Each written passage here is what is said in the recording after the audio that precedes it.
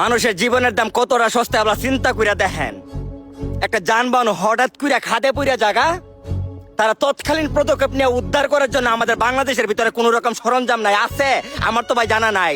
আপনি জানা থাকলে কমেন্ট লিস্টে কয়ে যান ভাই। আমাদের বাংলাদেশের ভিতরে লক্ষ লক্ষ কোটি কোটি বিলিয়ন বিলিয়ন টাকা আমরা এদিক ওদিক ট্রান্সফার করে দেই, মাগার আমাদের বাংলাদেশের ভিতরে একটা হেলিকপ্টার নাই শক্তিশালী যে তৎকালীন যদি কোনো দুর্ঘটনা ঘটে, কোনো যানবাহন হাতে পড়ে যায়, নদী নালা বা সড়কের পাশে পড়ে যায়, পরিবার সহ বাচ্চা কাচ্চা সহ মানুষ সহ তৎকালীন পদক্ষেপ নিয়ে আমরা তাদেরকে উদ্ধার করে দেবো। আমাদের এরকম কোনো সরঞ্জাম নাই আছে? নাই। মানুষ মারার কলের কোনো অভাব নাই বাংলাদেশের ভিতরে, কিন্তু মানুষ বাঁচানোর মতো কোন রকম সরঞ্জাম আমাদের বাংলাদেশের ভিতরে নাই আছে? নাই। আমরা তো পদক্ষেপ নিয়ে কোন রকম একটা শক্তিশালী সরঞ্জামের মাধ্যমে আমরা মানুষগুলোর বাঁচাই দিমু। তৎকালীন পদক্ষেপ নিয়ে মিনিটের ভিতরে আমাদের বাংলাদেশের ভিতরে ওই রকম কোন সরঞ্জাম আমাদের নাই। আমরা কি আছে ভাই? সামরার মুখ আছে ভাই।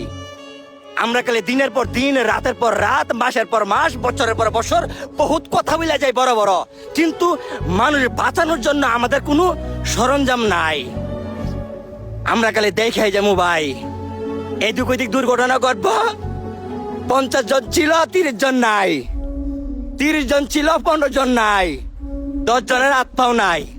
আমরা এগুলা দেখা যাবো ভাই, কিন্তু তৎকালীন কোন দুর্ঘটনা গইঠা গেলে মিনিটের ভিতরে কোন একটা শক্তিশালী হেলিকপ্টার আয়া সবার একসাথে খাবলাতে উদ্ধার করে ফেলবো। এরকম কোন সরঞ্জাম আমাদের বাংলাদেশে আসে কিনা আমার জানা নাই। আপনার জানা আছে থাকলে কমেন্ট লিস্টে কয়ে যান ভাই। দুঃখ লাগে, কষ্ট লাগে, দুঃখে থেকে বলতাছি, কষ্টে থেকে বলতাছি কথাগুলা।